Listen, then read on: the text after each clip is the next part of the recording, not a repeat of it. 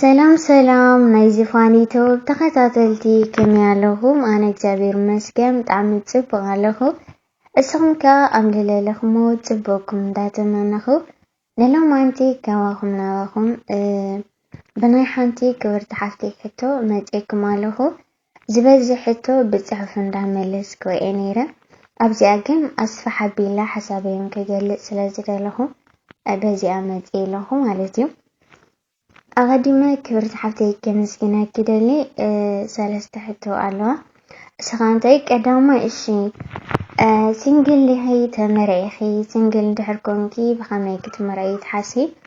ኣብዚ ዓዲ መንፈሳዊ ኢና ንምርዖ ንብል ግን ኣይነተግብሮን ምኽሪ ክለግስልና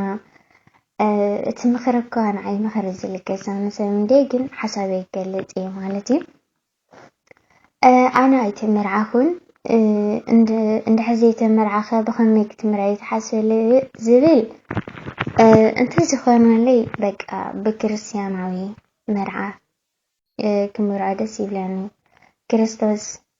ዝኸብረሉ ድንግል ማርያም ተኸብረሉ ቅዱሳን ከ ብምልኣት ኣብ ቤተይ ዝዕደምሉ ትኾነለይ ደስ ይብለኒ ማለት እዩ። ከምኡ ዓይነት ትምኒትና ከምኡ ዓይነት ሓሳብ ከ ኣለኒ። ካልኣይ ነጥኻ ኣነ ዓብይ መርዓ ከምዚ ብዙሕ ኣይመነይ ማለት እዩ። ንምንታይ ፅፍፍቲ ኮይና ፅፍፍቲ ቀለበት ሕፅር ዝበለት እየ ልደሊ ምስ ተኻልኣየ እንድሕር ብፍላይ ከዓ ተስማዕሚዕና በቃ ሕፅር ኢላስ ቀለበት ክትከውን እስኻ ንምንታይ በቃ ብስጋዊ ደሙ ክርስቶስ ተሓቲምካ ትነብሮ ሂወት ብኸምዚኣ ይሓስብ ማለት እዩ። መርዓ ዘይምነይሉ ምኽንያት ዓብይ ከዓ እንታይ እዩ? ሕጂሲ ጎዳእ እምበር ጠቓሚ መሲሉ ኣይስምዓኒ መርዓ ማለት እዩ። እቲ ካልኣይ ነጥብኻ ኣብ መፅሓፍ ቅዱስ ከምዚ ጌርካ ድዩ ዝበለ መርዓ ተመርዖ ገለ ልብል የለን። ሕጂ እቲ መርዓ ኣጣፍኡኒ ኢለ እየ ዝሓስብ። ሓደ ሰብ 5 ዓመት 4 ዓመት ኣረ ልዕሊ 10 ዓመት ገለ ደፋ ኢሉ ስደት ከርተት ኢሉ ፅዒሩ ለምፀ ገንዘብ ኣብ ሓንቲ መዓልቲ ንዑ ኣጣፍኡኒ ለይተደለየ ኮይላ ካብ ዓቐን ዝሓለፎ እኽለ ማይ ጌርካ ዝሓልፍ እዚ ጥፍኣት እዩ ማለት እዩ። ከምዚ ክገብር ከለኻ እቲ ሰብ ንስ እንታይ ይከስብ? ወላ ሓደ ይከስብ። ንሓንቲ መዓልቲ ካብ ተጥፍኦ ዓመታት ዝፀዓርካሉ ቆጢብካ ምጥቃም ደስ ይብል ማለት እዩ። ንምንታይሲ ከመይ ዝበለ መርዓ ክሕልፍ ኣለኒ ዘይኮነ ከመይ ዓይነት ሓዳር ክገብር ኣለኒ ዝብል ተዝኸውን ይምረፅ ማለት እዩ። ካልኣይ ከዓ 10 ዓመት ፀኒሕካ ብስደት ከርተት ኢልካ ሓንቲ መዓልቲ ኣጥፊእካ ኣለኻ ንፅባሕ ንጉህ ሓዳርካ ትመርሐሉ መፃኢ ሂወትካ ድሕሪ እቲ መርዓ ዘሎ እንድሕር ዘይብልካ ተመሊስካ ናብ ስደት እንተደኣ ኮይኑ እዚ እንታይ ዓይነት ኣተሓሳስባ ምዃኑ ክንርድኦ ይግባአና። ንምንታይ ማለት ብዙሕ ዓመት ፅዒርካ ኣብ ሓንቲ ግዜ ምጥፋእ ኣሰየ እንድሕር ትርፊ ሃሊካ ንፅባሕ ሂወትካ ሓዳርካ ትመርሓሉ ኣብቲ ውሽጢ ሓዳር ኣቲኻ መሳርሒ ዝኸውን ገንዘብ ትርፊ ተሃሊካ ያው እንተተመሪዕኻ እንተኣጥፋእኻ ፀገም የብሉን። እሳተን ሒዝካ እሳተን ንምጥፋእ ኣብ እዋን መርዓ ንዑ ኣጣፍኡኒ ምባል ግን ኣነ ኣይደግፎን ማለት እዩ። ስለዚ ኣነ ሕፅር ዝበለ ፅፍፍ ኢሉ ክርስቲያናዊ መርዓ መንፈሳዊ ብስጋዊ ደሙ ክርስቶስ ፅፍፍ ለለት ቃል ኪዳን ክትኮነለይ ይሓስብ ማለት እዩ። ዛጎልነይ ከው ኣብዚ ዓዲ መንፈሳዊ ኢና ንምርዖ ንብል ግን ኣይነተግብሮን ምኽሪ ለግስና ዝብልካ እዚ ንሕና ለይኮናሲ ሰብ ይሓስብ እግዚኣብሔር ከዓ የፈፅመካ እዩ። እቲ ፀገም ከዓ ናትና ኣይኮነን ኢለ ዝሓስብ ኣነ ናትና ለይኮነሉ ምኽንያት ከዓ ሓደ መንፈሳዊ ወይ ድማ ክርስቲያናዊ ትምህርቲ ቃል ኣምላኽ መምሃር ኣብዝሓ ኣብ ስደት ኢና ተማሂርና። ኣብ ስደት ስለ ዝተማሃርና ኢኻ ፅቡቕ ሂወት ምዃኑ እቲ ሓቀኛ መርዓ ኣይናይ ምዃኑ ስለ ዝተማሃርና ኢና ብመንፈሳዊ መርዓ ኢና ንምርዖ ክርስቲያናዊ መርዓ ኢና እንደሊ ኢልና ትምኒት ንሕድር ማለት እዩ። እዚ ትምኒት እዚ ኣባና ክሓድር ከሎ ልክዕ እቲ ወለድና ከዓ እቲ ሕብረተሰብና ከዓ ኣብ ምንታይ ኣሎ ኣብ ጓይላ ኣሎ ማለት እዩ። أزي سر مسرت قويلة بهالي حزل ماتخا حانت سب كده بحانت جزية كتشرزو أي تقيلني خامالتي لو مخا بفلاي بدعمي يخبيت أكونون دونات كاميراسي أفتي منفساوي بعالات عمتاوي منفساوي بعالات الخونو كندي بدان كيرا نقايلة إيزعدم مني بزحجي أوانزي كونستر ندات بهاله أبدرو بعال حدث أبيت كريستيان أتيو سكورم كريستوس كداسي كقدس لكبو أبدرو ملعا قويلة زؤوجلو جيزي لبت حنايو سلازي أبزي نسخة أبانا تأجمالو إلى أيوسرون أب حد خات تأجم كليو انبر أفتو ولدي أفت حبرة تسب كافتي أتعاوينا سر مسرت لحاجة سلازي كنا حج خيرنا بتعمي أزيو تعجزتي يليو أزيها تحبرة تسب كنتي أبسدت للو كلام لاس تمهارة ترجم منفساوي مرعاس تمهارة أم مرعاس كريستوس عديمكا دنجل مريم عديمكا قدسان عديمكا كتعلفو خليخا بمنفساوي زماري مغيرة تنطيو أبسدت للو كم تمهارة اتوعد زلولة بسكبا كمهارة لو مالتي ان كالأينت الخاني حجي أبس ندحر بالمنفساوي مرعا حجي مزامور يلن مالتي مزامر كل كلفو حزي دحنا هوني أو عبيت كتماتات إجزاوير مسكن بزحات زمرتي أحوات بزحات ناي مزمور باندم قالو كعجبو خايخ اليوم أنتيخا بناهنا جن بفلاي وقت إرات جيزي عدي انتدا خوينو لزمر الكونيلن كان سبسبلك أسر نايت مزمور لحزة وان أي تركيوني خامالتي مسكنزي كبيدو اسخا حدا منفساوي تدليخا مرعا تجيركها اتلت عدو مساو انتا يكيول منهم زفلت او تعمر زيولو هجي مجمرا توعد للو سبلت هل مهار تبو يخون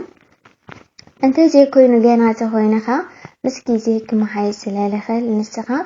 اتففا بيلكا عبي مرعا كي جيركا كريستياناوي هيوت ጽፍፊ ላይ ቀለበት ከአሲር ካንተ ትነብር ጽቡቅ ንክርስቶስ ከተኸበር ናፍቲ ጓይላ ክትምለስ ለይተሓስብ ሰብ እንትሕር ኮንካ ኣነ ተማሂረ ይበቃ ስለዚ ብኸምዚያ ነቲ ወለድለ ነቲ ሕብረተሰብለ ምንም እንድሕር ዳ መርዓኻ ተዓዲ ምስ ድሓዘን ዲ ወላ ዳ መርዓ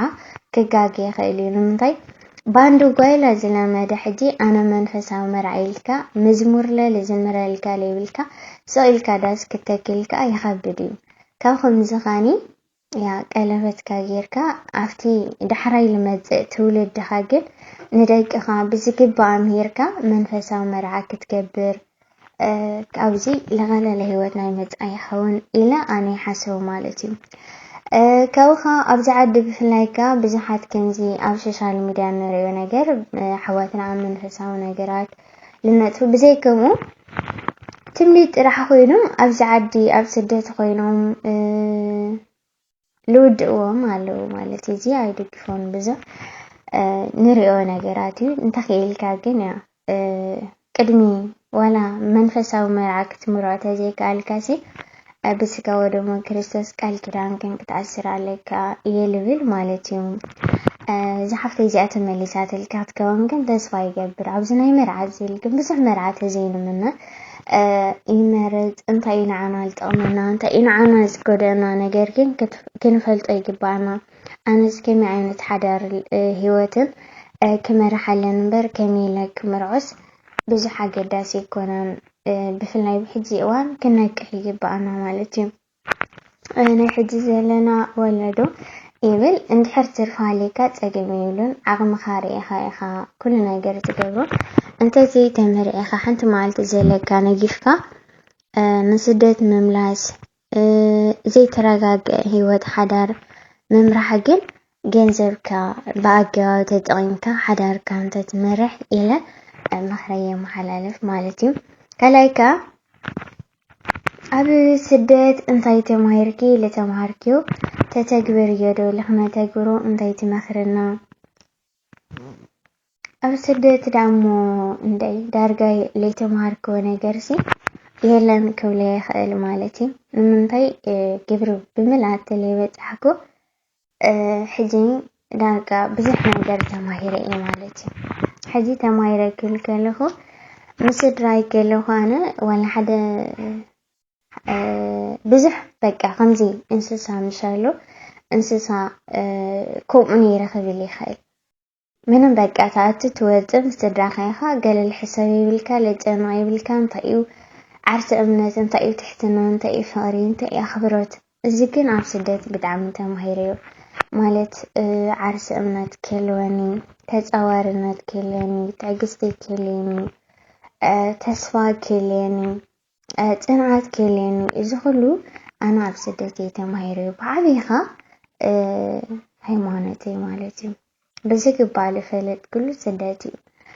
ኣብ ዓዲ ከለኹ ስደት ኣይምነይ ነይረ ክስደትም ደስ ኣይብለኒ ነይሩ ማለት እዩ ብኣጋጣሚ እዩ ስደት ወፅየ እግዚኣብሔር ይመስገን ካብ ብጣዕሚ ደስ ይበሉ ብጣዕሚ ኸ ተማሂረሉ ማለት እዩ ካብቲ ዝተምሃርኩ ኸ ከምዚ ከዘርዝረልክ እየ ዝፀናሕኩ ትዕግስቲ ኣብዚ ዓዲ እየ ተማሂረ ማለት ኣብ እንዳ ዓረብ ሕጂ ገፅ ዓረብ ትርኢ ቆልዑት ለለወት ኮይኑ ቆልዑት ስራሕ ገፅ ሰብ ትርኢ ኢኻ ካብኡ ተዓጊስካ ተሓልፎ ኣላ ሓደ ግዜ ትዕግስትኻ ልውድአሉ እንትን ትኸውን ኢኻ ግን ኣብዝሓ ግን ከምዚ ግበር ከምዚ ንዓ ተደፋ ክብልኻ ከሎ በቃ ንናይ ፅባሕ ሂወትካ ናርኣኻ ግድን ኢኻ ሕራይ ኢልካ ትእዘዘሉ ትዕግስቲ ትገብረሉ ከይጣዕመካ ከም ዝጣዕመካ ኮንካ ትኸዶ ተፃዋርነት ተወኻ ትሕትና ኩሉ ግዜ ትሕት ኢልካ ልዕል ትብል ኢኻ ማለት እዩ እዚ ንባዕሉ ዓርሲ እምነት ከዓ ዓርሲ እምነት በይንኻ ምዃን ንባዕሉ ሓደ ግዜ በይንና ምዃን ብጣዕሚ እዩ ኣብዝሓ ሰባት ልፅላአና ማለት እዩ ኣነ በይነይ ምዃን ብጣዕሚ እየ ልፈትዮ ንምንታይ በይነይ ተኾይነ ሓደ ክፀሪ ይገብረኒ ክሰርሕ ይገብረኒ ክመሃር ይገብረኒ ሓያል ክትከውን ተስፋ ክትገብር ክሰግሮ ይገብረካ እዩ ሓደ ግዜ ከዓ ብሰብ እንድሕር ተኸቢብካ ትገብሮ ነገር ንባዕሉ ይጠፍአካ እዩ ማለት እዩ ስለዚ ብዙሕ ነገር ተማሂረ ልተምሃርክ ኢኻ ተተግብርዮ ዶ ዝብልካ እግዚኣብሔር ይመስገን ይምኩር እየ ማለት እዩ ኣብዚ ሲ ንሓደ ሓወይ ኣብ ዝሓለፈ ቀረባይ ግዜ ነይሩ እና ብጣዕሚ ልፈትዎ ሓወይ ኣለኒ ሕጂ ዓብይ ስለዝኾነ እንታይ ኢለዮ ኣነሲ ኢለዮ ከማኻ ክኸውን ይደሊ ኢለዮ ማለት እዩ ሕጂ ከማይ ክትኮኒ ተዳደሊኺ ኢለኒ ኣፍታ ኣነ ዝበፅሓክዎ ዕድመሲ ክትበፅሕለኪ ሕጂ ከምኡ ምስ በለኒ ንውሽጠይ እንታይ ዓይነት እንታይ ማለት ኢለ ከስተንትና እዛ ሓተትክዎ እዛ መልሲ ዝሃበንስ ኣብ ውሽጠይ መላሊሰ ከስተንትና እንታይ ማለት ኢለ ሕጂ ኣነ ንምንታይ ቀልጢፍ ኩሉ ነገር ቀልጢፈ ክወፅሖ ኩሉ ነገር ቀልጢፉ ክኾነለይ ካብ ዝደልዮ ነገር እዩ ማለት እዩ ግን ኣብቲ ሎማዓንቲ ለለኻዮ እቲ ሎማዓንቲ ክትፈልጦ ዝግባእካ እቲ ሎሚ ክትመሃሮ ዝግባእካ እቲ ሎሚ ክትገብሮ ዝግባእካ እቲ ሎሚ ክትበፅሖ ዝግባእካ ጥራሕ ከም ትበፅሕ በዚኣ ምሂሩኒ ማለት እዩ ልክዕ ኣብቲ ዕድመ ደረጃኻ እንዳወሰድካ ክትከይድ ከለኻ ብዕድመኻ ደረጃ እውንሲ ፍልጠትካ ዕምቆታ ፍልጠኻ ተፃዋርነትካ ኩሉ ነገርስ በቃ ፍልጠት መወዳእታ የብሉን ንፍልጠትካ ኻኒ ቀስ በቐስ ከም ንብፃሕ እዩ ማለት እዩ ስለዚ እዚኣ ልክዕ ከምዚ ኩሉ ነገርሲ ሓደ ክተንብቦ ኢኻ ማዕረት ዘንብብካ ኢኻ ትኾኖ ማለት ኣይኮነን ስለዚ ብመጠኑ ይምኩር እግዚአብሔር ይመስገን ካብኡ ብሕጂ ዝፈለጥክዎና ንሕጂ ንቐፃሊ ዝፈልጥኻ ገና እዩ ማለት እዩ ክብለኪ ደልየ እቲ ናይ ሎሚ ክመሃሮ ዝግባእኒ ተማሂረ ዘተግብሮ እቲ ክበፅሖ ዝግባእኒ በፂሐዮ ኢለ ተስፋ ገብር እቲ ናይ ፅባሕካ ቀፃሊ ይርኦ ማለት እዩ ካብኡ በቃ እግዚአብሔር ይመስገን እንታይ ቀሪኒ ወዲ ይመስለኒ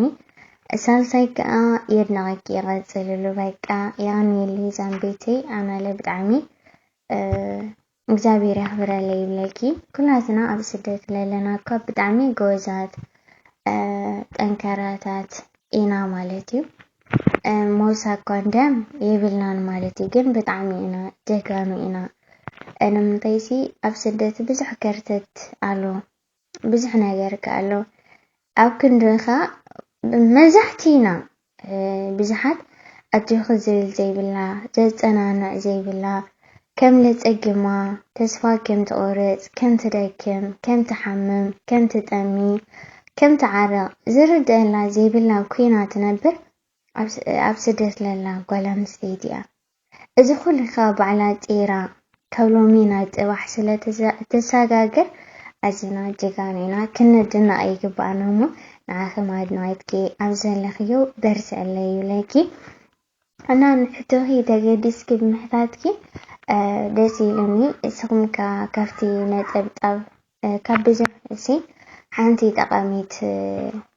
عيتسنن كافتل تزارب كويبل إنها أكسابي راملها أب سدت نزلنا سدتنا يحترنا كم تنمنيو حدارن هيوتن فقرنكا أب هيوتنا أكسابير يهابنا أعزز لكم سلامكم زح دس لكم كالي حتون تاليكم تا أبوتاكم انتيك تقمت اللي تخيليهم عقمي زخ فغدو نخملس دلوتي ايه أرمنخا